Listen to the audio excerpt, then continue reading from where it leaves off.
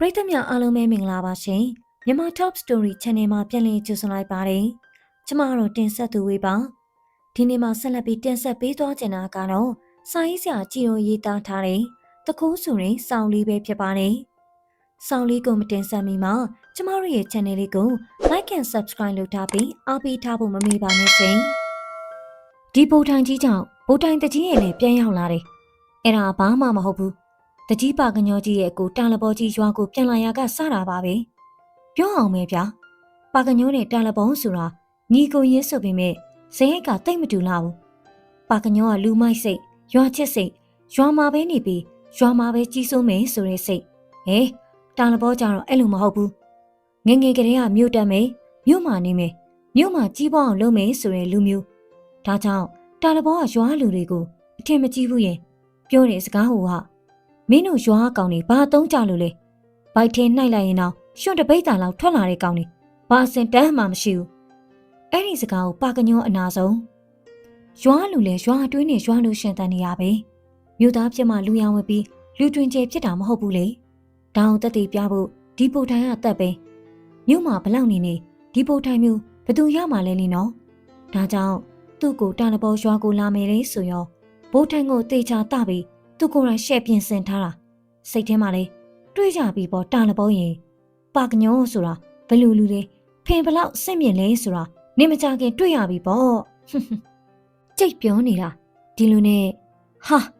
အိမ်ပေါ်တက်လိုက်တယ်ဆိုရင်ပဲတာလဘောရဲ့ခြေလမ်းနေတုံကနေဖြစ်သွားပါတယ်နောက်မျက်လုံးကြည့်ပြုတ်ပြီးဒါကဘာသဘောလဲအဲ့ဒီလိုရေရွတ်မိသွားပါတယ်အင်းရဲ့လေတက်တဲ့နတ်ဆင်ရှိမှာဘိုးထိုင်ကြီးကခန့်ခန့်ကြီးရှိနေတာကိုဒါကြောင့်အယောင်ယောင်မမနဲ့ဒါကြီးဘလို့ဒီရောက်နေရလေသူပလုံးပထွေးအော်တန်ကြမှပါကညောဒုတ်ပြီးတားပြီးကွင်းကြီးဆွဲဘိုးထိုင်ရရက်တောင်တစ်ပြက်ဖြက်ခတ်ကမင်းသားတစ်ပါးလိုခက်တီတီနဲ့ထွက်လာတယ်ပြီးတော့ဘိုးထိုင်ပေါ်ခက်တီတီထိုင်ပြီးတာလဘောကိုအပေါ်စီးကကြည့်ရင်အော်တာလဘောရောက်ပြီလားလာလေကွာအိမ်ထဲဝင်ထိုင်ကွာရာသီဥတော်ပူတယ်ကွာသူ့မျက်နှာကိုသူ့ရင်နဲ့ဖြည်းဖြည်းနဲ့ပန်းလိုက်တယ်တောင်းမြင်တော့တာလဘောမျက်လုံးမှာပြူးကျဲသွားကဟင်မင်းဘာလုပ်တာလဲကွာပါကညိုးကဘာမှပြန်မပြောသေးပဲထုံးစံတိုင်းဘိုးထိုင်နောက်ကဖုံးကိုဖွင့်ပြီးစိန်ထားတဲ့ကိုရက်နဲ့ကုန်းသီးကုန်ယူတယ်ပြီးတော့ထုံးထုတ်ပြီးပစောင်ထဲမှာခက်ထိတ်ထိတ်ထည့်လိုက်တယ်ဟာဒီပြုတ်မှုကိုမြင်တော့တာလဘောပါဇက်အကျဲကြီးဟာသွားပါတယ်ပြီးတော့ပါကညိုးကိုလက်ညှိုးထုတ်ပြီးဟဲ့ကောင်မင်းဘာကြီးလုပ်နေရလဲကွာဟေးသူ့လက်တကြားမေးကုန်ပါကညိုးကပြုံးပါတယ်ပြီးတော့တာလဘောကိုဆွေဆောင်ကြည့်ပြီးဒီလိုဘိုးထိုင်မျိုးမင်းတို့မြို့မှာတော့မရှိလို့အံ့ဩနေတာမဟုတ်လားတာလဘောကကောင်းငိမ့်ပြီးအင်းလေမရှိဘူးလေမင်းအဲ့ဒီဘိုးထိုင်ကြီးအိမ်လေတက်တယ်မှာထားပြီးဘာလုပ်နေရလဲပါကညိုးကခက်တီတီပဲထိုင်နေတာလေတာလဘောရာသီဥတုပူတယ်ကွာလာလေမျက်နှာငါရှေးဖြန်းပေးမယ်တာလဘောမျက်နှာရှေးပိုင်းနဲ့ထိုးမဲ့လုံနေလို့တာလဘောအသေးတန်ရှောင်းရင်ဟဲ့ကောင်မင်းခုထိုင်နေတာအိမ်သားကွာအိမ်သားတာလဘောစကားကြောင့်ပါကညောကြောင်သွားပါတယ်ပြီးတော့မျက်မှောင်ကျုပ်ပြီးဘာလဲကွာအိမ်သားဆိုတာသူ့မိကိုတာလဘောကစိတ်မရှိစွာနေပဲအိမ်သားဆိုတာအီးပါတဲ့နေရာကွာအီးပါတဲ့နေရာပါကညောမျက်မှောင်ကျုံသွားပါတယ်တာလဘောစကားကိုသူမရှင်းဘူးဒါကြောင့်စဉ်းစားနေပုံရပါတယ်အတော်ကြာမှဖြဲကနေရေပြီးဟာတာလဘောရာလာနောက်နေသေးအီးပါတာတော်တယ်သွားပါမှာပေါ့ဟာဒီလိုတနေရာလေးဘသူပါလိမ့်မလို့လူတိုင်းတောနေတာဟာဟိုမှာကြည်စမ်းငါတို့တောတွေဘလောက်စိမ့်လန်းနေလဲအဲ့ဒီငါတို့မြေဩစာကြောင့်စိမ့်နေတာသူပြောတာတွေဟုတ်တော့ဟုတ်တယ်ဒီဟာရွာတွေမှာအိမ်သားဆိုတာရှိမှမရှိတာလူတိုင်းဒီလိုပဲတောတိုးနေကြလေယောက်ျားဖြစ်ဖြစ်မိန်းမဖြစ်ဖြစ်ကလေးဖြစ်ဖြစ်လူကြီးဖြစ်ဖြစ်တောတိုးတာရုံးရပဲပါကညောစကားကိုတာလဘောဘလို့ရှင်းပြမှမသိဖြစ်သွားပါတယ်ဟုတ်တယ်လေဒီရွာတွေမှာဒီလိုပို့ထိုင်နေမပြောနဲ့အိမ်သားတွေတောင်မှမရှိတာဒါကြောင့်မချစ်တင်ငယ်လေးတန်းနဲ့ဟဲ့ကောင်ပါကညောပြီးခဲ့တဲ့နှစ်ပတ်ကာလဝမ်းယောဂဖြစ်တာမင်းသိလားပါကညောမျက်မှောင်ကျုပ်ပြီးသိနေလေကြားမိတာပဲတို့ရမှာတော့မဖြစ်ပါအေးစေးပဲအေးအဲ့ဒီယောဂဖြစ်ပြီးမြို့ပေါ်ကအိမ်ကြီးအိမ်သားစောက်ကြတာမင်းမသိဘူးလားပါကညောတွေ့သွားပါတယ်ပြန်စင်းစားကြည့်တယ်ဟုတ်တယ်သူတခါသာမြို့သွားပြီးလေထွက်ထွန်ထုံးဝင်ရင်ဘိုက်နာလို့ သူ့ကိုအိမ်သာဆိုတာကိုတခါရောက်ဘူးတဲ့တစ်ပင်လာဖုန်ကြီးเจ้าမှာလေကုတီဆိုတာရှိတယ်သူ့ဘိုးထိုင်ကြီးကိုပြောင်းဝေ့ကြည့်ပြီးဟုတ်တယ်လေသိတယ်ဒါပေမဲ့အိမ်သာဆိုတာဒါမျိုးမှမဟုတ်တာသူစကားကိုတားလဘောကအေးဒါမျိုးမဟုတ်ဘူးဆိုတာဟုတ်တယ်ဒါကဘိုးထိုင်ပါကညောကခေါင်းငယ်ပြီးဟုတ်တယ်လေဒါကဘိုးထိုင်လေ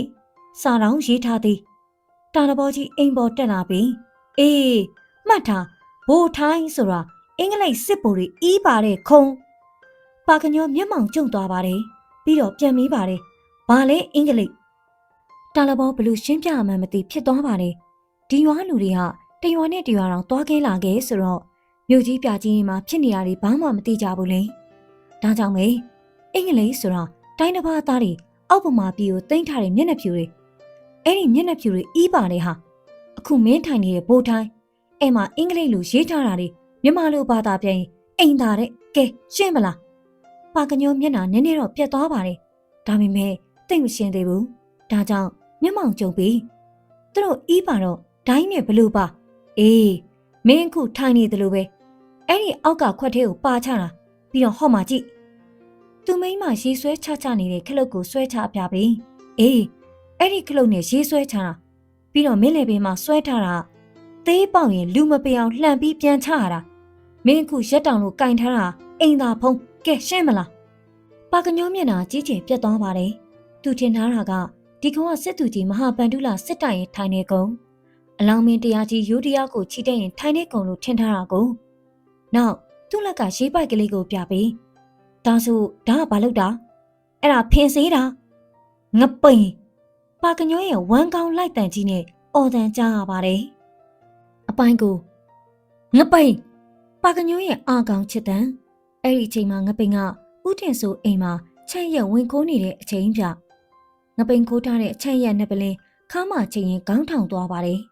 ပြီးတော့မိဘဘော်ကကြက်ခိုးစင်ပေါ်တင်ထားတဲ့ငကူကြောင်လေးလှမ်းယူပြီးသူစဉ်းစားလိုက်ပါတယ်ပါကညိုကြီးငါ့ကိုခေါ်နေပါလားဘာကိစ္စလဲမသိဘူးနောက်အားမှာပဲတွားတွေ့လာအောင်မယ်တခိုးခမမအားရှာဘူးလေခွင်းတွေ့နေတာကိုသူခိုးစရာရှိတာဆက်ခိုးနေလိုက်ပါတယ်တခိုးဟေးတခိုးရွာတွေကအော်တန်ကြားတာနဲ့ပါကညောမိကနေအိပ်ပျော်ကားစားကနေစက်ကနေခုန်ထမိတယ်လို့ဖြစ်သွားပါတယ်နောက်မှတတိယပြီးဒါငပိန်မဲဖြစ်ရမယ်အဲ့ဒီလိုတွေးကမတိမတာနဲ့ပြန်ပြီးအိတ်ချင်အောင်စောင်းနေလိုက်ပါတယ်ဟုတ်တယ်လေ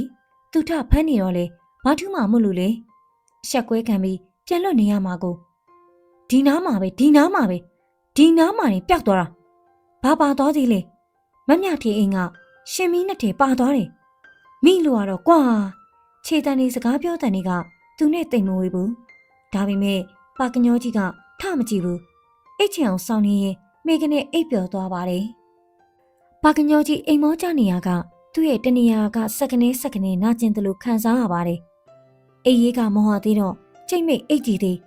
ဒါပေမဲ့စက်ကနေနာကျင်မှုကပိုဆိုးလာတော့နှလုံးဖွင့်ကြည့်လိုက်ပါတယ်။သူ့ဘေးနားမှာမှောက်ရက်လေးလူတယောက်သူ့ထေချာကြည့်မိမှနှလုံးပြူးသွားပါတယ်။ဟင်ငပိန်ကသူ့ဘေးနားမှာမှောက်လျက်သားလေလက်ထဲမှာလည်းပြတဆုပ်နဲ့ငပိန်ကိုဒီနေထားနေမြင်တော့သူလန့်သွားပါတယ်။ဒါကြောင့်မျက်လုံးကြီးပြူပြီးဟေးကောင်ငပိန်မင်းဒီမှာဘာလုပ်နေရလဲကွဟေးသူ့မိကိုငပိန်ကသူ့နှကမ်းပေါ်လက်တင်ပြီးရှူဒီမှာပြီးတော့မယ်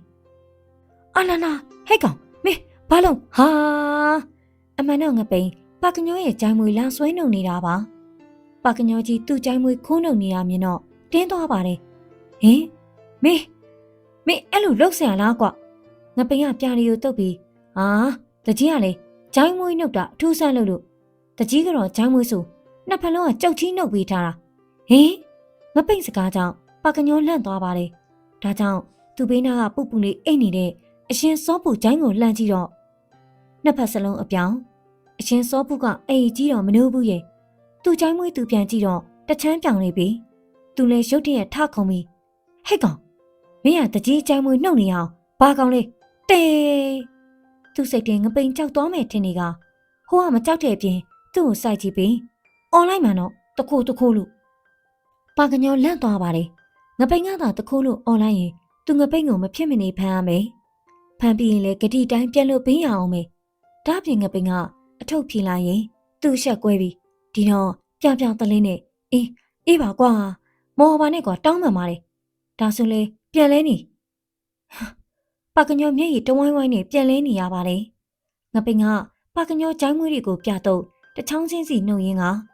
ကျုပ်သတင်းတစ်ခုရထားတယ်ပါကညောငပိန်ကိုထားကြည့်ပါတယ်ငပိန်ကသူ့လက်ပိန်ပိန်နဲ့ပါကညောနှစ်ဖူးကိုပြန်တွန်းချလိုက်ပါတယ်ပါကညောလည်းအလိုက်တင်ပြန်လဲရင်ဘာတနေ့လဲရင်ငပိန်ကပါကညောကျိုင်းမွေးတပင်ကိုပြတော့စက်ခနဲ့ဆွဲနှုတ်လိုက်ပါတယ်ပါကညောကအွန်လိုက်ပါတယ်ငပိန်ကသူ့နှုတ်ထားတာသူပြန်ကြည့်ပြီးကျိုင်းမွေးတော်ဖြူနေပြီဟီပြီးမှဆေးစရာဖိုးတာဦးဆိုတာသိလားသူ့မိကိုပါကညောကခေါင်းထောင်လာတယ်ငပိန်ကပါကညောနှစ်ဖူးကိုပြန်တွန်းချလိုက်ပါတယ်ပါကညောကပြန်လဲချရင်မသိဘူးဘယ်ကဆေးစရာဖိုးတာဦးလဲငပိန်စိတ်ကြိုက်ကျိုင်းမွေးတစ်ချောင်းကိုဆွဲနှုတ်ပြီးမြင်သားတို့လမှုတန်းတို့ချာကွင်းကြီးတို့နားမှာနာမည်ကြီးဆေးစရာပဲ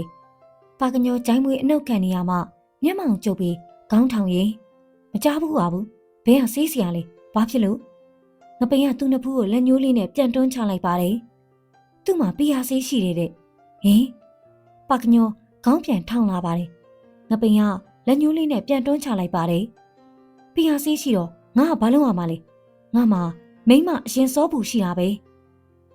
ဂျိုင်းမွေးကိုစိတ်ရှင်လက်ရှင်နှုတ်နေတဲ့ငပိန်ကပြုံးရင်အမေဒိုးကြရွာအပြိုကြီးစောမှုကိုကြိတ်ကြမ်းနေတာမသိလိုက်တာလို့အဲ့ဒီစကားလဲကြားရောပါကညောကြီးပြပြတလင်းဖြစ်သွားပါတယ်သူနားမှာရှိရင်အရင်စောဘူးကအဟံကနေချောင်းဟန်နေဟိုကအိတ်နေရင်ရှောင်းနာနေမှာပါဒါပေမဲ့ပါကညောကြီးမနေရဲတော့ဘူးဟိတ်ကောင်လာအိမ်ရောက်သွားစင်ပြောအောင်နှစ်ယောက်သားအိမ်ပေါ်ကနေခြေဖို့ဆင်းကြပါတယ်အိမ်အောင်ရောက်တော့မှပါကညောကစောင့်ကြောင်ထိုင်ရင်မင်းပြောတာဘာတူငပိန်ကပါကညောကျိုင်းကိုလိုက်လံရင်ဆေးစရာဖိုးတာအောင်လေဗျာမကြဘူးလားနာမည်ကြီးပဲဦးပါကညောငပိန်ထောင်ထားတဲ့လက်ကိုအလိုက်တင်မြောက်မျက်မှောင်ကျုံရင်အေးကြားတော့ကြားဘူးသလိုပဲ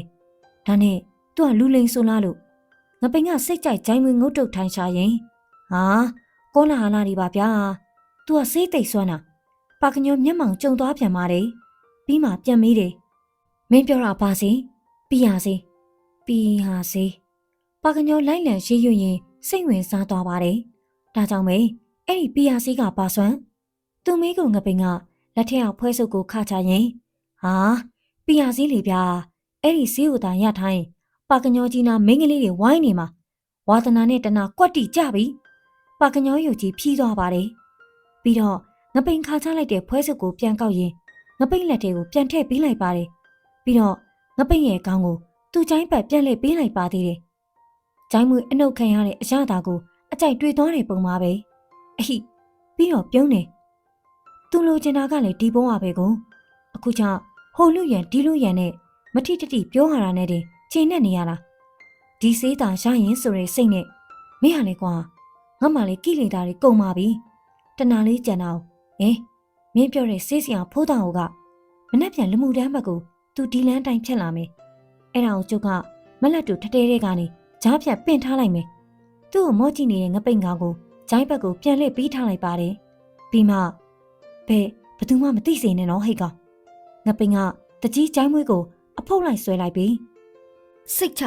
အလာလာအမှန်တော့စေးစရာဖိုးတောင်ကိုဆိုတာလူလိန်စေးစရာဗျသူ့အကြောင်းသိတဲ့သူတွေဆိုလုံးဝခေါ်မတုံးဘလောက်ထိလဲဆိုကြာကွင်းကြီးတို့လိုမြို့နေနေဆန်တဲ့နေရာတွေဆိုသူ့ရွာလေးကိုပေးမွန်တာတခါသာကြာကွင်းကြီးမှာဝတ်တန်ယောဂထတော့ငါပုံဝတ်တန်ယောဂဆိုတာဝက်ကဖြစ်တာဒါကြောင့်သူ့ကိုနိုင်ဖို့ဆိုရင်ဝက်စီကဝက်စီပဲနိုင်မယ်အဲ့ဒီလိုဆိုပြီးဝက်စီကဝက်စီထုတ်တရွာလုံးလူရှိသမျှလှည့်ပတ်တုတ်တာအကုန်လုံးအပူလောင်ပြီးပွားကုန်လို့ဖိုးတောင်ကိုဆိုတတ်မယ်ဆိုတာကြီးပဲဒါပေမဲ့လည်းကြားဘူးတယ်မဟုတ်လားဟိုးရှင်ဘရင်တပားခေတ်ကနန်းတော်တွေမှာမုံဖတ်တော်ဝင်ကြီးဆိုတာရှိခင်တာပဲလေသူလည်းအဲ့လိုဆေးဆရာမျိုးပြောပြမယ်ဗျအခါတစ်ပါးများဘရင်ရဲ့သမီးတော်လေးနာမကျန်းဖြစ်တော့နန်းတော်တွေကတမားတော်တွေကဆေးဆရာတွေပင့်ပြီးကုလာဘလုံးမကိုပြန်မကောင်းဘူးဆေးဆရာတွေကုရင်းနဲ့ပဲသမီးတော်လေးကရေတိမ်နေရမလို့ဖြစ်လာတယ်တတိလည်းမလဲတော့ဘူးဒါနဲ့ပဲဘရင်ကြီးကတိုင်းပြည်လှည့်ပြီးကျင်းညာစီတယ်တိုင်းသူပြည်သားလူများတို့ရေ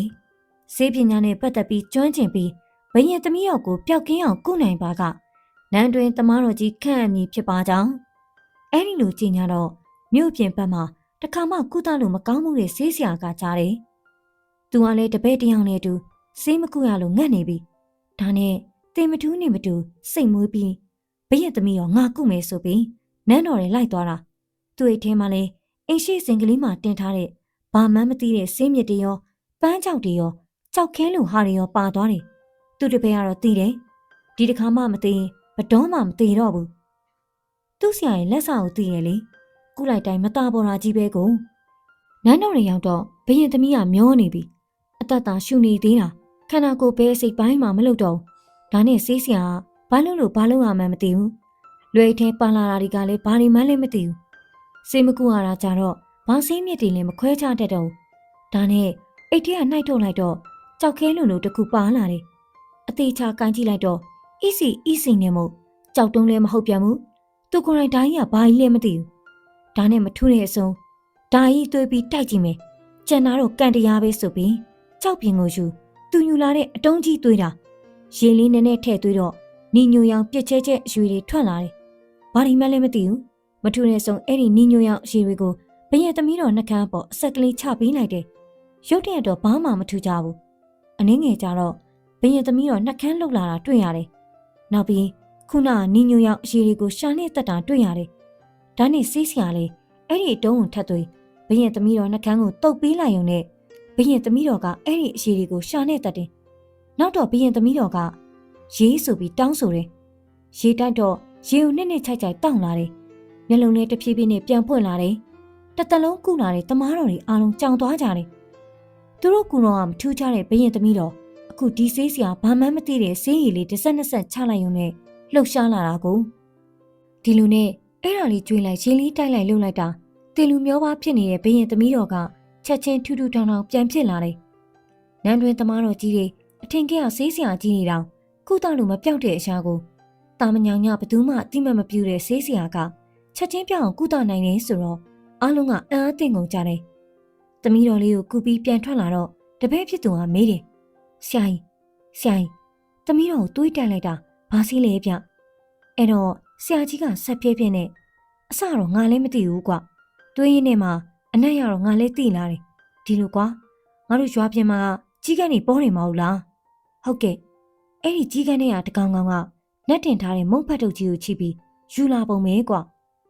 လူတွေကဝိုင်းချောင်းလန့်တော့လန့်ပြီးစေးလဲနေကြစင်ပေါ်ပြုတ်ကျကြံ့ရစ်ခဲ့တာထင်မှာကွာကြာတော့လေအဲ့ဒီမုံဖက်ကခြောက်သွားတာပေါ့အော်ဒါဆိုဆရာကြီးဘေးရင်သမီးကိုတွေးတိုက်တာမုံဖတ်တုတ်ကြပေါ့နော်အေးကွာဖြစ်ပုံကဒီလိုကွာ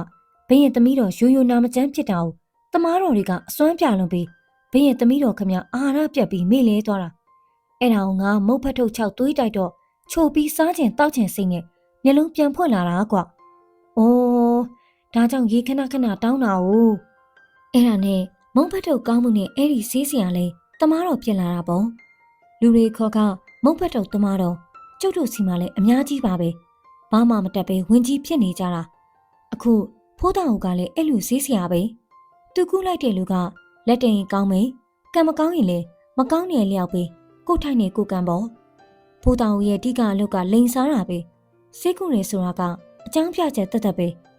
သူအဓိကအလုပ်ကကာမအော်တိုစီတို့အက္ခိယလုံးတို့ပယောဂထုံနီးတို့စသည်ဖြင့်လိန်လို့ရတဲ့ဟာအကုန်လုပ်တာပါပဲသူကတော့တရွာပြီးတရွာပြောင်းနီးမျိုးစုံတွေကိုလိန်စားနေတော့တာဟောခုတော့ဖိုးတောင်အိုးလီယိုတို့ဒိုးကြတို့ကိုရောက်လာပြီရောက်လာတာကမှတခုံးငပိန်နဲ့ဗျပွဲရတော့လှပြီအပိုင်း30မနက်ဝီလီဝင်လင်းမှာပဲငပိန်နဲ့တူလူဖြူဖြူတန်းတန်းခက်ဝဝတယောက်မက်လက်တူထန်တေးတင်းရှောင်းနေပြီအဲ့ဒီလူကငပိန်ပြောတဲ့ဆေးစရာဖိုးတောင်ပေါ့ပင်ကြရင်စစ်ကလေးမှီဝဲရင်ကပါကညောတို့လာရန်လန်းကိုလှမ်းမြော်နေကြပါတယ်ငပိန်ကဖိုးတောင်ကိုစောင်းငယ်ကြည့်ပြီးဖိုးတောင်ကျုပ်ပြောတဲ့အတိုင်းမလွဲစီနေနော်သူစကားကိုဖိုးတောင်ကမကြည့်သလိုပြန်ကြည့်ပြီးဟိတ်ကောင်ငပိန်ဟာငါအနေတကာပက်လာတဲ့ကောင်မဒါမျိုးတွေကျွမ်းပြီးသားငပိန်ကဘာမှပြန်မပြောဘဲထပ်သေးဘက်ကိုကြည့်ကမက်လက်တူခမည်းလည်းမမိနဲ့နော်သူစကားကိုထန်တဲတဲ့ငုတ်တုတ်ထိုင်နေတဲ့မက်လက်တူကတချင်ရောဆိုရအောင်မလားငပိန်ကမျက်နှာကိုရှုံမေရင်နေပါဗျာပြောတဲ့အတိုင်းသာပ ပြီးပြန်ပါစေနင်သာခိုးထားတဲ့ရှင်မီးသုံးတဲ့ဂတိတီပါစေဘာတွေကြိတ်တိုင်မြင်ထားတယ်ရေတော့မသိပါသူတို့တော့ရှုံနေကြတာပါဟောလာပြီမနက်စောစောပဲအိုလီယိုတကြီးပကညောနဲ့ဓာဖို့ထီတို့မလက်တူတို့ထေရီတော်တွေကိုခြိတက်လာကြပါတယ်ထေရီဆိုင်ရောက်တာနဲ့ဟာမောင်ပိန်ရောက်နေပြီလားဒါမင်းပြောတဲ့ထင်ကြရစီးစရာဖိုးတောင်အောင်မတ်တယ်အဲ့ဒီလူပြောက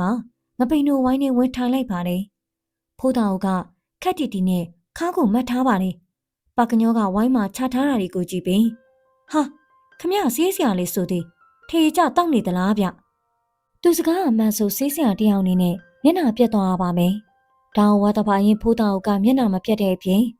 မသိနားမလဲရန်ကုန်ဆိုတဲ့အပြုံးမျိုးနဲ့တောင်လှမ်းပြုံးပြလိုက်ပြီးဒီမေမောင်ရင်ထရီဆိုတော့အပူကိုငိမ့်စေတယ်အပုတ်ကိုစင်စေတယ်နွေရာသီမှာတောက်ရင်ရှင်ကိုအေးစေပြီးစီးကိုရွှင်စေတယ်စောင်းရာသီမှာတောက်ရင်အသားဟဲ့အသားပတ်အာကောင်ကွဲခြင်းကိုထိမ့်သိမ့်ပြီးတယ်မိုးရာသီမှာတောက်ရင်အနှွေးဓာတ်ကိုရစေပြီးပထဝီကျောင်းကိုပွင့်စေတယ်မနက်စောစောတောက်တဲ့အခါစီးဝမ်းကိုမှန်စေပြီးအစာစားခြင်းစိတ်ကိုလှုံ့ဆော်ပေးတယ်ညနေခင်းတောက်ရင်သွေးကိုလေးစေပြီးအိတ်ခြင်းစိတ်ကိုဖြစ်စေတယ်လူများနဲ့တောက်ရင်နှုတ်ဟာကိုရွှင်စေပြီးအတိမိတ်ဆွေတိုးပွားစေတယ်။တယောက်တည်းတောက်ရင်အာယုံကိုစူးစီးနိုင်ပြီးအတွေးကောင်ကိုစမ်းသစ်စေတယ်။ကဲအဲ့ဒီတော့ဖိုးတောင်ကိုစကားတော်မဆုံးဘူး။ပါကညောထိုင်းရည်တစ်ခွက်ကိုထည့်ပြီးခက်မြန်ဂလူချလိုက်ပါတယ်။ဟုတ်တယ်လေဒီလောက်တောင်ဆေးပံဝင်နေမှတော့မဂလူစရာဘာရှိလဲ။သူ့အတိုင်းပဲဖိုးတိကလည်းတစ်ခွက်ပေါင်းပြီးတော့မှဆက်ဖြည်းဖြည်းနဲ့ကျုပ်ကအိုလီယိုတကြီးပါကညောပါ။ဒါကတပည့်ဖိုးတိသူတို့မိတ်ဆက်စကားကိုဖိုးတောင်ကိုအံ့ဩဟန်နဲ့ခါမှတ်ပြီးအိုလီယိုတကြီးပါကညောနဲ့ဓာဖို့တီးပဲမောင်ရင်တို့ဂုံတဲ့ကတော့အိုလီယိုမှာပါကညောနဲ့ဓာဖို့တီးဆိုရင်တခိုးတဝက်ကင်းဆိုပါကညောရောဖို့တီးရောမျက်နှာပြတ်သွားပါတယ်ဘာလို့လဲဆိုသူတို့ရှိမှထိုင်နေတာကတခိုးလေဓာဖို့တီးကပဲဝင်ပြီးပပိုင်းရှိရင်တခိုးတဝက်တော့ကင်းပါတယ်ဒါပေမဲ့တချို့ကြတော့လေပပိုင်းကြီးကတနာတတ်တယ်လေလှူစားပါစီတော့ဆိုပြီးဂျိုင်းမွေးနှုတ်လိုက်ရမလားသူစကားမဆုံးဘူးငပိန်ဖြတ်ပြောတာကြောင့်ဓာဖို့တီမျက်နှာပြတ်သွားပါတယ်ဒီတော့မှပါကညောလေးမျက်လုံးပြူပြီးဓာဖို့တီလက်ကိုမြှောက်ကြည့်လိုက်ပါတယ်ဟင်မရှိတော့ဘူးဟုတ်ပါဓာထိုးကြက်လို့ဓာဖို့တီရဲ့လို့သမုတ်ခံထားတဲ့ဖို့တီဂျိုင်းမွေးတပင်မှမရှိတော့ဘူးငပိန်ကြည့်တော့လေဆက်ဖြဲဖြဲနဲ့ဒီကောင်ဝင်းနှုတ်သွားတာပဲဖြစ်မယ်အချိန်နေရှိမိတဲ့ဖိုးတောင်ကပဲဝင်ပြီးအခုလိုနာမည်ကျော်ဂုံတီရှိတဲ့လူတွေနဲ့တွေ့ရတာဝမ်းသာပါရဲ့ဗျာအေးစင်းနေပတ်သက်ရင်တော့ဖိုးတောင်ကိုပြောပြကျုပ်တို့ကမျိုးနဲ့ရိုးနဲ့စေးစရာကြီးဗျကျုပ်တို့ဖိုးဆိုရင်နန်းတွင်မှာမြင်းကြီးကျုံတာလေဖိုးတောင်စကားမစုံဘူးငပိန်ကဖြတ်ပြောတော့မျက်နှာပြတ်သွားတယ်ဒါပေမဲ့ဝိုင်းရင်လူလိမ့်မယ်ဒီလောက်နဲ့ဘဲရမနေမြင်းကြီးကျုံရကနေမြင်းသိန်းနဲ့ဘဲကိုပေါင်းဆက်ပြီးဆေးဘဲကိုဆိုတာကြီးကိုတီထွင်နိုင်ခဲ့လို့နန်းတွင်သမားတော်ကြီးရာတို့ရခဲ့တာကလားသူစကားငပိန်ကအရှိကပဲလို့လေးကောက်သွားရင်အခုတော့သိချပြီဘာလို့လဲမြင်းတီဟွာကိုမြင်းမနှုတ်မဲ့လို့တွားညင်ပြီလို့မြင်းကန်သေးတာရင်ဘက်တစ်ချက်ခေါင်းတစ်ချက်ငပိန်ကသူ့လက်ပင်ကိုတော့လက်နဲ့ဖြတ်ပြလိုက်သေးဖိုးတောင်မျက်နှာပြတ်သွားပါတယ်ပါကညွန်းနဲ့ဖိုးတီကဘူးမသိဘာမသိစုတ်တက်ကြပါတယ်ဖိုးတောင်ကပဲဟန်ကိုဖို့ပြန်လို့ကကျုပ်ဖေကြနန်းတွင်းမှာမနေတော့ဘူးနန်းပြင်မြို့ရိုးမှာတောင်းစားတာငပိန်ကထဖောက်ပြန်နေဖိုးတောင်ကတော့မျက်နှာပြက်လဲခဏပဲနန်းမြို့ရိုးမှာတောင်းစားရင်းနဲ့မြို့ရိုးမှာအလေးကျပေါက်တဲ့ဘီးဆန်ရွက်ကနေလူတွေရဲ့ထိခိုက်ရှနာအသေးစိတ်ဖုံးတာတွေကိုကုသနိုင်နေစီတီထွင်နိုင်ပြန်နေအခုတော့သေးပြီငပိန်ကထောက်ပြန်နေဘာလို့လဲဖိုးထရမေးတယ်မွေပွေးကိုဘီးဆက်ပင်မှတ်ပြီးအမိကတွားဆွဲတာလေဟိုကလှဲ့ပေါက်တာနဲ့သေးရောပါကညောဖိုးထပါမျက်မှောင်ကျုံသွားပါတယ်ငပိန်ကလေပင်ကိုလက်နဲ့ဖြတ်ပြတယ်ဘီးဆက်ပင်နဲ့မွေပွေးအဝေးကြီးပါဘဲနဲ့အေးလေဘီးဆက်ကအပင်မွေပွေးအကောင်သူတို့စကားကိုဖိုးတောင်ကပဲချဲကနေရှိပင်ဘီးဆက်ပင်ချိုးရင်ဘီးဆက်ပင်ချင်းကခွေနေတဲ့မပွေးကိုက်မိတာပါငပိန်ကလည်းဒီလိုလားပါကညောရောဖိုးထပါခေါင်းနေကြပြန်ပါလေဒါကိုဖိုးတောင်ကြတော့ကျုပ်ကြတော့နန်းတွင်နဲ့လည်းမနေနန်းပြင်မှာလည်းမခွေပဲနေတကာလှည့်ပြီးကုသိုလ်ဒါနပြုရင်အခုတော့သိပြီငပိန်ကထထောက်တယ်နှစ်ခါသုံးခါဆိုတော့ဖိုးတောင်ကိုလည်းတင်းပြီဟဲ့ကောင်ငါမသေးသေးဘူးကွဒီတော့မှငပိန်ဖြေကနေရင် ။အော်မသိသေးဘူးလား။ဒါပေမဲ့ပါကညောတို့ဖိုးထီတို့နဲ့တွေ့ရင်တေဖို့များပြီ။အားလုံးမျက်နှာပြတ်သွားကြပါတယ်။ဒါကိုပါကညောကပဲဆက်ဖြည်းဖြည်းလုပ်ရင်မောင်ပရလေးကွာငါတို့ကဒီလောက်စိုးတယ်လူမျိုးမဟုတ်ပါဘူး။နောက်ပြီးဒီလိုလူလေးစားရတဲ့ဆေးစရာဆိုဘယ်လုပ်ပါမလဲ။လူငါမှားပေါ့။တီကောင်ရှိမောင်ကငါပိန်တယောက်ရှိနေတာတင်တယ်။သူတို့စကားကရှေ့ဆက်သွားလို့မရဘူးဖြစ်နေပါတယ်။ဒါကြောင့်ပါကညောကြီးဖိုးတောင်ဘက်ကပဲဥတီလိုက်ပါတော့တယ်။ဆေးစရာကြီးဆေးတွေအဆောင်တွေကတိတ်ဆွမ်းဆိုပါကညောစကားကိုဖိုးတောင်ကပြုံးပြီးစွမ်းဆိုတမာရီယာနဲ့ဖော်ဆက်ရတာကိုပြကဲပြောဘလူစီဘလူလက်ဖွဲ့လိုချင်တာလေဖိုးတောင်ကိုစီရင်ပေးမယ်ပါကညောရီဖြဲနဲ့ဘေးဘီကိုဝစ်ကြည့်ရင်ဟဲဟိုလေ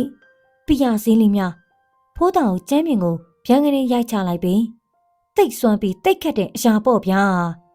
အဲ့ဒီစကားလေးကြားရောပါကညောမျက်လုံးအယောင်လက်သွားပါတယ်ဖိုးထင်းကစိတ်ဝင်စားနေပါတယ်ငပိန်ကတော့သူစင်တဲ့ကွင်းထဲဝင်လာပြီးမို့ကြိတ်ပျော်နေပါတယ်ပါကညောကအငမ်းမရနဲ့တကယ်ဟုတ်ဆွမ်းလားသူ့မိကိုဖိုးတောင်ကပြုံးပြီးသူ့စိတ်ကိုဖွင့်နေစိတ်ထဲမှာရာသီပန်းစီဘူးလေးတစ်ပုကိုယူထုတ်လာပါတယ်ငပိန်ကချောင်းဟန်နေမလက်တူကသူ့ကြားကြောင်အဟုတ်နဲ့ချောင်းပြန်ဆူပြပါတယ်ဖိုးတောင်ကမင်းမောင်းကောင်းနေပဲမယုံရင်လက်တွေ့ကြည့်အဖုံးဖွင့်ပြီးသူ့ကိုယ်မှဆွတ်လိုက်ပါတယ်ငပိန်ကအဟမ်းဆိုပြီးချောင်းထက်ဟန့်နေအဲ့ဒီအချိန်မှာပဲဟဲအနက်လေးကမှုန်းလိုက်တာဘယ်ရပါလိမ့်ထန်းတေးထိုင်နေတဲ့မက်လက်တူထွက်လာပါတယ်နောက်သူတို့ဘက်ဝှေ့ကြည့်ပြီး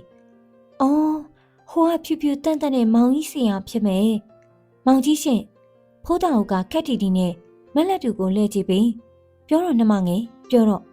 မက်လက်တူကရှက်ပြုံးလားတောက်ခွက်ပြောင်းပြီးပြုံးလာလားမသိတဲ့အပြုံးမျိုးပြုံးပြီးထူးထွေရတော့မဟုတ်ပါဘူးရှင်မောင်ကြီးလို့ရင်လက်ကိုခေါ်တော့ထန်းတေးပြန်ဝင်သွားပါတယ်ပါကညောနဲ့ဖိုးထီးဆိုတာပါဆက်ကြီးကိုဟာပြီးဘာပြောရမှန်းမသိဖြစ်သွားပါတယ်ငယ်စဉ်ကတော့သူတော်ရေးကြံတာမရလို့လက်လွတ်လိုက်ရတဲ့မက်လက်တူရင်မွေးတတိုးနဲ့တင်ပုံစံပြောင်းသွားရတာကိုဒါကိုသိတဲ့ဖိုးတောင်ကမိမ့်ကြီးပြုံးလျက်ကဲတကြီးမျက်မြင်မဲပါကညောခမထိုင်ရမလို့ဖြစ်သွားပါတယ်ဖိုးထီးဆိုတာမက်လက်တူတလက်ဆေးပလင်းတလက်ကိုငေးကြည့်ယူရပါတယ်ပါဆက်ကတော့ပြန်မစီနိုင်သေးဘူးပါကညောမယုံကြည်နိုင်တဲ့မျက်လုံးမျိုးနဲ့သူ့ရှေ့ချထားတဲ့ပလင်းလေးကိုလှမ်းယူဖို့လုပ်လိုက်ပါတယ်။တောင်ကင်းပါတဲ့ငပိန်ကအရင်ဥအောင်ဖြက်ကနေဆွဲယူလိုက်ပါတယ်။ဒီလိုစိတ်မျိုးဒီလိုလွယ်နဲ့တော့ဘေးရမလဲ။ပါကညောမချစ်မရဲဖြစ်သွားပါတယ်။မျက်နှာကြီးကလည်းဖျို့ဖြစ်နေပြီ။ငပိန်သိတယ်။ဒီလိုဖြစ်နေပြီဆိုရင်ပါကညောကြီးအတင်းလိုချင်နေပြီဆိုတာပါကညောကြီးသာတကယ်လိုချင်ပြီဆိုရင်ကိုလေတောင်းချင်တာတောင်းလို့ရပြီလေ။ဒါကြောင့်ငပိန်ကြိတ်ပြီးပျော်နေတယ်။ဒါကြောင့်ပါကညောအသိဟောင်းပလင်းလေးကိုမြောက်ကလုံနေတယ်။အတွေ့အကြုံများတဲ့ဖိုးတောင်ကတော့ငပိန်တလေပါကညောတလေကြည့်နေတယ်။သူလဲချင်းကြီးကောင်းပြီဆိုတာသိပြီလေ။ပါကညောကြီးကသာလိုချင်စိတ်ကိုထိမ့်မနိုင်သိမ့်မရဖြစ်ပြီးအဲ့ဒီပြာစီလေးပညာကြီးဘလောက်ကတော့ရင်ရနိုင်မလဲ။ငပိန်ကပြုံးပါတယ်။ဆေးပလင်းကိုလေထဲမြောက်လိုက်ကြံဖမ်းလိုက်လုံရင်းကဒီလောက်စွမ်းနေစီကိုတန်ဖိုးဖြတ်ရမယ်ဆိုရင်စေကနန်းရာကနန်းမပိတ်စကားကိုပါကညောကတုံရှင်ရင်နဲ့မင်းတောင်းတလောက်ပေးပါမယ်ကွာတောင်းတလောက်ပေးပါမယ်ပါကညောရဲ့စကားကြတော့ဖိုးတောင်ကိုမျက်လုံးပြူးသွားတယ်ငပိန်သူ့ကိုညှိထားတာကရှစ်ပြားနဲ့ပဲညှိထားတာကိစ္စအောင်မြင်သူကရှစ်ပြားရမယ်မလက်တူကရှင်မီးသုံးတယ်ရမယ်အခုပါကညောကရာကြီးကနန်းထိအတားလေးပေးမယ်ဆိုတော့သူ့အတွက်စဉ်းစားစရာဖြစ်လာတယ်သူကဥဆောင်လို့ရပြီးဒီလောက်ကွာတဲ့ဝေစုအတွက်တိတ်မကြည်မနှက်ဖြစ်လာတယ်။နောက်ပြီးပါကညောကဝယ်လူမှုကိုသိပြီးလောဘလေးတက်လာပုံရတယ်။ဒါကြောင့်ပဲဘလောင်လေးဆိုတော့စကားပြောရင်ပလင်းလေးမြောက်ကလုံနေတဲ့ငပိန်စီကနေဖိုးတောင်ကိုပလင်းကိုဖြတ်ပြီးဆွဲယူလိုက်ပါတယ်။ငပိန်ကအံ့အားသင့်ပြီးဖိုးတောင်ခမဘာလို့သူစကားမဆုံးဘူးဖိုးတောင်ကသူ့ပလင်းဖုံးကိုဖွင့်ပြီးမြေကြီးပေါ်တွန်းချလိုက်ပါတယ်။ဟာဘာလို့တာဒီပြုတ်မှုကိုမြင်တော့အလုံးအန်းတင့်သွားကြပါတယ်ငပိန်ဆိုမျက်လုံးကြီးကိုပြူပြီးဖိုးတောင်ခမသူ့ရဲ့ရေရွတ်တန်ကိုဖိုးတောင်ဂီးမဆိုင်တော့ပေသူငွေရပေါက်ပါကညောကိုသာစိုက်ကြည့်ပြီးဒီမှာတကြီးပါကညော ခမဆေးစရာပါကညောကဘူးမတိဘာမတိနဲ့ပြန်ထူးပါတယ်ဖိုးတောင်ကကျမ်းမြင်ကိုသူ့လက်ဖွားနေရိုက်ပြီးအဲ့ဒီစီးထက်အစတရားသားတွေပြရစီကျုပ်ဖော်ပေးမယ်ဗျဟုတ်ပြီလားဖိုးတောင်စကားကြောင့်ပါကညောမျက်လုံးမှာဝမ်းဆက်သွားပါတယ်ပြီးတော့အားရဝမ်းသာအတန်ကြီးနဲ့ဟင်တကယ်လားဖိုးတောင်ကခေါင်းငိတ်ပြီးတကယ်ပြောတာပေါ့ဗျနန်းသာတို့အပြိုလေးတကူးတို့တယ်ဗျကဲဒီမှာပြောလို့တိတ်မကောင်းဗျပုံဝင်းချင်ကတိတ်မတန်ငပိန်ကိုမျက်စောင်းထိုးပြပါတယ်ငပိန်တီးလိုက်ပြီးဖိုးတောင်သူ့ကိုကြော်ပြီးဆိုတော့ပါကညောကလည်းရိမ့်မိပါတယ်အော်ဟုတ်ပါရဲ့ဒီနေရာအနက်သာမကောင်းဘူးဗျဟေ့ဖိုးတေဗျားပပိုင်မင်းအိမ်မှာပြင်ဆင်ထားတာရှိလားအစ်စ်မှာပပိုင်ငပိန်တယောက်အတော်ကြီးကွင်းနေပါတယ်သူစင်ထားတဲ့ကွင်းကမိနေပြီးမှအခုဖိုးတောင်ကြောင့်ကွင်းဝေးသွားပြီကုန်ဖိုးတောင်ခမငပိန်ရဲ့ကြည်ကြည်ကွဲကွဲရေရွတ်တန်ဟိုကတော့သူ့ကိုရှိတယ်တော့မထင်တော့ဘူးကဲနေမမြင့်ခင်သွားရအောင်ဗျာကဲသွားကြတာပေါ့အဲ့ဒီလိုပြောကထထွက်သွားကြပါလေသူတို့ကြည့်ပြီးငပိန်မျက်ရည်ပါဝိုင်းသွားပါလေဖိုးတရတမျိုးခုနဖိုးတောင်မြေကြီးပေါ်မှောက်ချလိုက်တဲ့အမွှေးရည်ကိုတွားကောက်ယူပြီးသူ့မျက်နှာသူပုတ်ပြီးမလက်တူတဲဘက်ပြေးသွားသေးပါလေပြီးတော့ဟဲ့လက်တန်းတွေကထွက်လာတဲ့အတန်ကဟဲ့ဘယ်သေးချင်းဆိုလဲငါ့ကိုလက်ဆိုပြီးလာခေါ်နေတာအဲ့ဒါဖိုးလုံးတယောက်တည်းခေါ်တဲ့နာမည်ဟဲ့ငါနာမည်လက်တုံလက်လဲပါတယ်တုံလဲပါတယ်ကာလနာရဲ့ဖိုးတီကောင်းကုတ်ပါတယ်ပြီးတော့ကုတ်ချောင်းချောင်းနဲ့ရွာဘက်ကိုပြန်ပြေးသွားပါတယ်သူစဉ်းစားမှာပေါ့ဖိုးတောင်ကြဆွမ်းပြီးသူ့ကြဘာလို့မစွမ်းဆိုတာငပိန်ယူကျုံးမရဖြစ်နေပါတယ်ငွေရည်ကြီးရဲ့ကြောင့်မဟုတ်ပဲသူစင်ထားတဲ့ကွင်းကိုဖိုးတောင်နဲ့ပါကညောနှစ်ယောက်ပေါင်းပြီးကြော်သွားလို့တယ်အစာတွေကဖိုးတောင်ဟာလူလိမ်မှန်းတော့သိပါတယ်ဒါပေမဲ့ကိုနဲ့ပေါင်းကြံနေသူကိုတော့ပြန်လိမ်လောက်အောင်ထိလှုပ်လိမ့်မယ်လို့မထင်ဘူးအမှန်တော့အကွက်ကရိုးရိုးကလေးရဲ့သူ့ဆေးကိုမလက်တူနဲ့ပေါင်းပြီးရှုံအောင်လုပ်ပြီးရောင်းမယ်ပြီးရင်ရသလောက်ခွဲယူပြီးသွားမယ်ဒါလောက်ပဲအခုကျတော့ဖိုးတောင်ကသူ့ကိုကြော်ပြီးခွင်ကောင်းတာကိုတက်ထိုင်သွားတာငပိန်တယောက်ဦးရေးကျင်းနေပါတယ်ဒါကြောင့်အန်ကိုကြိတ်ပြီးဒီလောက်နဲ့ပြီးမသွားပါဘူးဖိုးတောင်ရဖိုးထေးရဲ့အိမ်ဦးကမ်းမှာဖိုးတောင်ကိုခန့်ခန့်ကြီးထိုင်နေတယ်ပြောအောင်မဲ့ဗျဖိုးထေးကတကူတဲ့သမားဟေးလူပြိုကြီးတယ်မဟုတ်ဘူးမိမတော့ရှာဘူးတဲ့မိမကလည်းစုံပြီးတော့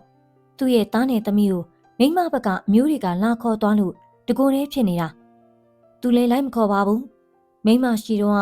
လက်ထပ်ပွားလဲလင်းရှာလေးတွေတရင်ငါပေးပြီးတကူနဲ့နေနေတာဒါကြောင့်သူ့အိမ်ကလည်းစင်စင်ရဲရဲတော့မဟုတ်ဘူးရေဒီရွာမှာတော့ပါကညောရဲ့ဖွာလာခင်ရဲ့ပြီးရင်သူ့အိမ်ကတာနာဆုံးပဲဒါကြောင့်ပါကညောကြီးမဟုတ်တာတခုခုလုံးမယ်ဆိုဖိုးတဲ့အိမ်ကိုပဲရွေးတယ်သူ့အိမ်မှာကသူကတော့အရင်စောပူရှိရဲ့အတွက်တိတ်လို့မရဘူးလေတော့ကြအရင်စောပူမိရလှမ်းပြက်လို့အမျက်ပြက်သိနေမှာကုန်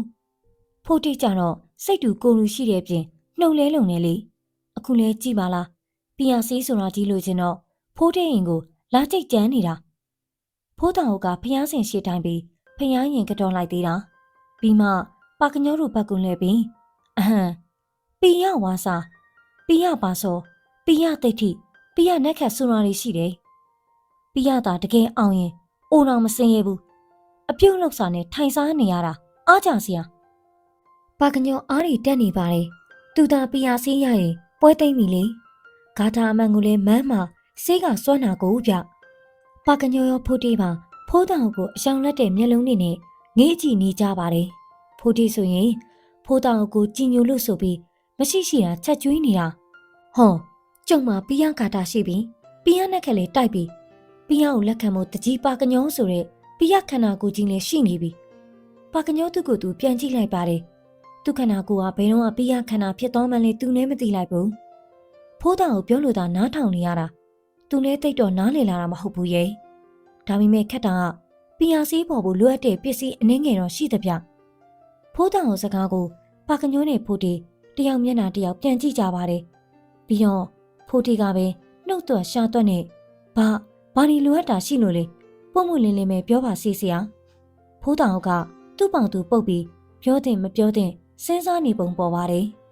လိုအပ်တာကတော့တိတ်ကြီးကြီးမားမားရဲ့မဟုတ်ပါဘူးဒါပေမဲ့ကိုယ်တိုင်လုံးမှဖြစ်မှာမို့ဖြစ်ပါမလားလို့ပါကညောကြီးဖြင်တကြွကြွဖြစ်နေပါတယ် သူကပညာဆေးကိုအတင်းလိုချင်နေပြီကိုပြောတာပြောမှဖိုးတောင်ရပါကညောမှာမဖြစ်နိုင်တာမရှိဘူးဖိုးတောင်ကပါကညောရောဖိုးသေးကိုပါတလဲစီကြည့်လိုက်ပါတယ်ဟိုနှစ်ယောက်ကလည်းဘာဖြစ်ဖြစ်အကုန်လုံးမေပုံဒါကြောင့်ပဲတကယ်လိုးနေတာမုတ်ဆိုးမထမိန်နဲ့သူ့ပေါ်လေးပြနှစ်ယောက်လုံးအံ့အားသင့်သွားကြပါတယ်နည်းနည်းကြာမှဖိုးသေးကမျက်မှောင်ကျုံပြီးထမိန်ရတော့ဟုတ်ပါပြီဘော်လီကဘာတုံးပြဖိုးသေးပြန်ပြီးလိုက်တာနဲ့ဖိုးတောင်ကိုကြောင်သွားပါတယ်နောက်မှခေါင်းကုပ်စဉ်းစားပြီးဟုတ်လေဘော်လီဆိုတာမိမတွေဝတ်တက်တဲ့ချွေးကန်ဒီတော့မှဖိုးသေးသဘောပေါက်ပြီးအော်ရှင်မီးကိုပြောတာလားဖိုးတောင်ကလည်းအလင်းမြန်ကောင်းငိမ့်ပြီးအင်းဟုတ်တယ်ချွေးကန်ရှင်မီးဖိုးသေးမျက်မှောင်ကျုံသွားပါတယ်ပြီးတော့အသေးချာစဉ်းစားပြီးမုတ်ဆိုးမဆိုတာယောက်ျားရပြီးယောက်ျားတည်တော့မုတ်ဆိုးမဖြစ်တာမဟုတ်လားအင်းလေယောက်ျားရပြီးယောက်ျားတည်တော့မှမုတ်ဆိုးမဖြစ်တာလေဖိုးသေးနားမလည်နိုင်စွာခေါင်းကုပ်ပြီးယောက်ျားရပြီးသားမိန်းမဘယ်မိန်းမရှင်မကြီးအလေးခံဝတ်လို့လဲဟမ်ဖိုးသေးစကားကြောင့်ဖိုးတောင်ကိုကြောင်သွားပါတယ်ဟုတ်သားဒီလိုရွာတွေမှာမိန်းကလေးတွေအိမ်တောင်ကြပြီးရှင်မီးဝတ်ဖို့မပြောနဲ့အင်ကြီးကဲ့ရင်တောင်ကန်ကောင်းအတော်များများထမင်းရင်ရှားနေကြတာဖိုးတောင်ကခေါင်းကုပ်ပြီးမိန်းကလေးတွေအိမ်တောင်ကြပြီးအတွင်းကမိုးတော်ဘူးဆိုပေမဲ့အလူမင်္ဂလာဆောင်သွားဖို့အတွက်တော့တထဲတလီတော့ရှိကြမှာပဲလေဟုတ်ဘူးလားသူတို့အချီချာပြောနေတာကိုပါကညောတခုမှဝင်မပြောဘူးတခုခုကိုအသေးချာစဉ်းစားနေပုံပေါ်တယ်အတန်ကြာမှနေပါဦးမုံဆိုးမထမိန်နဲ့ရှင်မီးယူပြီးဘာလို့ရမှာတော့ဖိုးတောင်ကပါကညောနာကတ်သွားပြီးဆေးဖော်ရမှာလေပီယာစီဖော်ရမှာဘလို့ပါကညောမျက်မှောင်ကျုံသွားပြန်ပါတယ်ဖိုးတောင်စကားကိုသူမရှင်းမှုဖြစ်နေတယ်ဒါကြောင့်မေဆေးဖော်တာတခြားအပြူမိန်းကလေးတို့ရိုးရိုးအိမ်အောင်တဲ့တို့ထမိန်တို့ရှင်မီးတို့နဲ့ဖော်လို့မရဘူးလားသူစကားကိုဖိုးတောင်ကချမ်းမြေကိုတဖြန်းဖြန်းပုတ်ပြီးအဲ့ဒါပြောချင်တာဒီမှကြည့်စမ်းဖိုးတောင်ပြောတဲ့အတိုင်းပါကညောကကြည့်တယ်ဖိုးတောင်ကအားတက်သရောနဲ့အပြူလေးတွေအိမ်အောင်တဲ့တွေနဲ့ဆေးဖော်တဲ့အခါဟောအပြူလေးဆိုရီးစားမရှိနိုင်ဘူးလေပါကညောဖိုးတောင်ကိုပဲကြည့်နေမိပါတယ်ဟောအိမ်အောင်တဲ့ဆိုရင်ရောသူ့ယောက်ျားရှိမနေဘူးလားအဲ့ဒါမျိုးတွေနဲ့ပီယာဆေးဖော်မိရင်မစွမ်းနိုင်တော့မဟုတ်ဘူးစွမ်းတော့စွမ်းပါရဲ့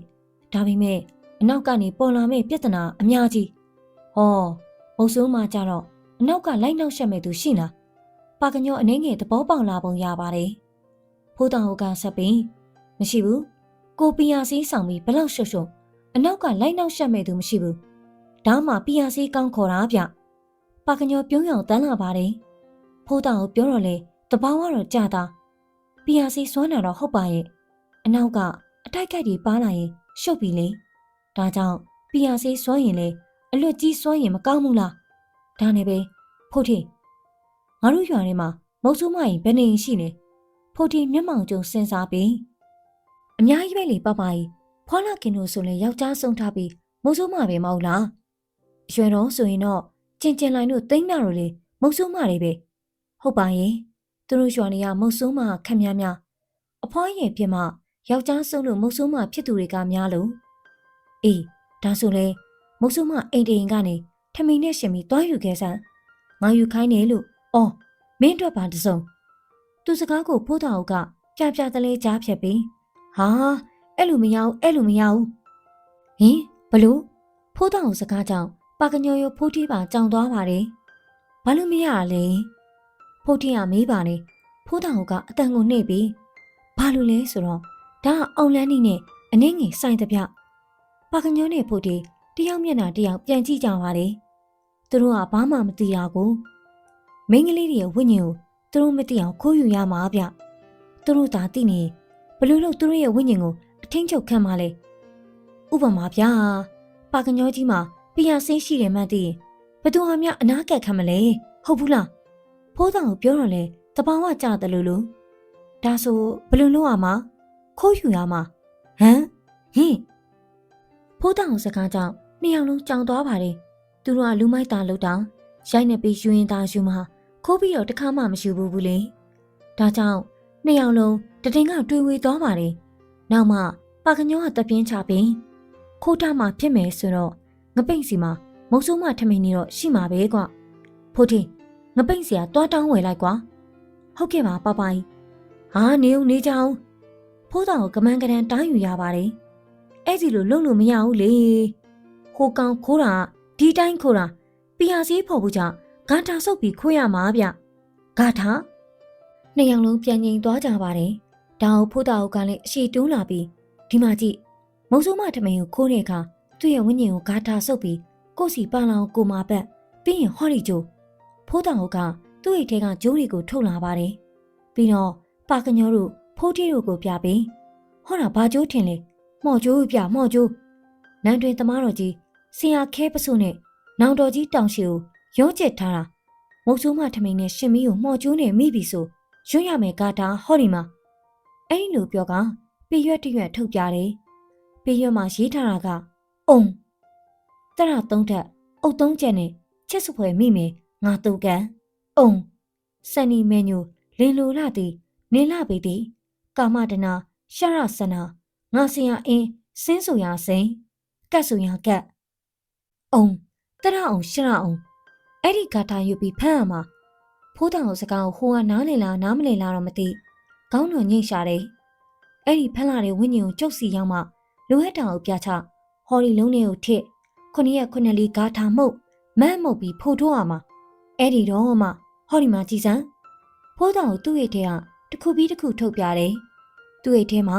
အက္ခိယထိုးတဲ့ဓာတ်လုံးတွေလည်းပါတယ်နောက်ကျေးလုံးလေးတွေလည်းပါတယ်သူကကျေးလုံးလေးတစ်ခုကိုယူပြပြီးဆေးအောင်ပြီဆိုဖိုးထဲမှာဟော်ဒီအလုံးလေးတစ်လုံးရလာမယ်အဲ့ဒီအလုံးလေးကိုမှနတာစီရဲ့ထည့်သုံးမလားဒါမှမဟုတ်ဟော်ဒီလိုပီယာလုံးကိုပဲပစောင်နဲ့ထည့်ငုံသုံးမလားအကုန်လုံးအားလုံးပြီးဖိုးတောင်ကိုပြသမျှပါကညောတို့ဖိုးထီးတို့ခမမျက်လုံးကလေးကလေးကလေးနဲ့ငေးယူနေရပါတယ်ဒါကိုဖိုးတောင်ကအားတက်ပြီးဒီလိုပီယာစင်းကတကယ်အောင်ပြီဆိုရင်မိမတွေမဟုတ်ဘူးနော်အလုပ်ကိစ္စရှိလို့ယောက်ျားတွေနဲ့ပြောရုံပီယာလုံးလေးတောင်ငုံပြီးပြောအားလုံးဟုတ်ကဲ့ပဲညင်နေဆိုတော့မရှိတာဟာဖိုးတောင်ကသူ့စကားကိုသူ့သဘောကျပြီးရှိနေသည်ပါကညောနဲ့ဖိုးထီတို့ဖိုးတောင်ကိုအပြောမှာမျောပြီးဖင်တကြွကြွဒါပေမဲ့ဖိုးတောင်ကိုပြောတာတော့အားရစရာပဲဒါပေမဲ့လေတကြီးကသူများရင်ထမိန်တက်ခိုးဖို့ဆိုတာပါကညောစကားကိုဖိုးတောင်ကအနာနာတိုးကက်လိုက်ပြီးဒီအချိန်မှာတကြီးဆိုတာခဏမေးထားလိုက်ပါမကြခင်မှာမတီလေးတွေဝိုင်းဝိုင်းလဲနေမဲ့ကိုပါကညောဆိုပြီးမြင်အောင်လိုက်စမ်းပါမြင်အောင်ကြည့်စမ်းပါဖိုးတောင်ကိုပြောတယ်လို့ပါကညောစဉ်းစားကြည့်တယ်သူ့စိတ်ကူးရင်းမှာတော့ရေချိုးချင်တော့မရခဲ့ဘူးတောင်ပဲတီးတဲ့ဖိုးတောင်ကဒီမှာတကြီးအိုးလီယိုဆိုတာကလည်းတကြီးတို့ရဲ့အုပ်ချုပ်မှုနဲ့တကူးတဝက်ဆိုကင်းပြီးရွာသားတွေကခေါင်းပြောင်းအောင်အိပ်ရတယ်ဆိုပါကညောမန်ပြည့်နဲ့ခါပြန်မှတ်သွားပါတယ်